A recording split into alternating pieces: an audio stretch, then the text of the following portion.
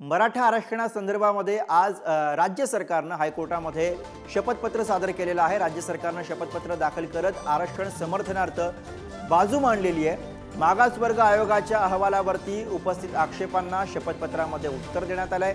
मराठा आरक्षणाच्या विरोधात हायकोर्टामध्ये दाखल केलेल्या याचिकेवरती बुधवारी ही सुनावणी पार पडलेली आहे आणि ज्यावरती राज्य सरकारनं या ठिकाणी बाजू मांडली।